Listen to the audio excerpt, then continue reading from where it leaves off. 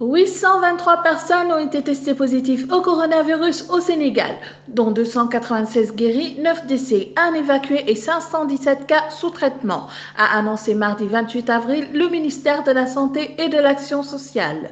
L'état de santé des patients hospitalisés à Dakar, Diamniadio y compris Touba et à Ziguinchor est stable.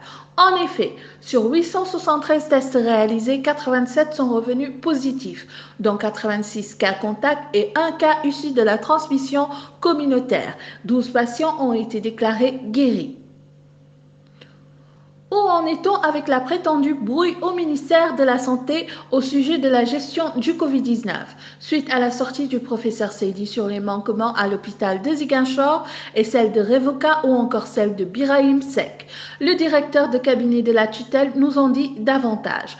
On a aplani les angles. Au ministère, les personnes sont responsables, à l'instar du professeur Seydi, du ministre de la Santé et autres, précise Aloïse Wali Diouf sur RFM.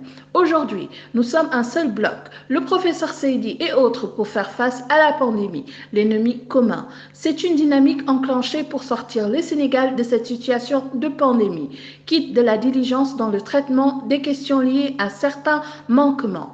Étant au service des populations, nous sommes ouverts et j'invite le personnel de santé à aller dans ce sens afin que tout le monde puisse en tirer profit. S'y ajoute que nous sommes dans une situation d'urgence et que toutes les mesures doivent être prises d'urgence.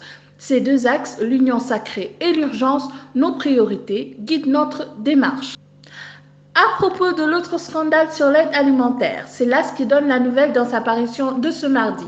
En effet, un autre esclandre frappe le marché des vivres dans le cadre du volet alimentaire du programme Force Covid-19. Selon le journal, les prix d'achat des denrées alimentaires sont supérieurs aux prix homologués par le ministère du Commerce, qui a été zappé de tout le processus. En Côte d'Ivoire, l'ancien Premier ministre et ex-président de l'Assemblée nationale ivoirienne a été reconnu coupable de recel de deniers publics, détournés et de blanchiment de capitaux. Il a été condamné à 20 ans de prison ferme, 4,5 milliards de francs CFA d'amende et à la privation de ses droits civiques pendant 7 ans. Ouf de soulagement pour les Français bloqués au Sénégal depuis la fermeture des frontières aériennes en raison du Covid-19.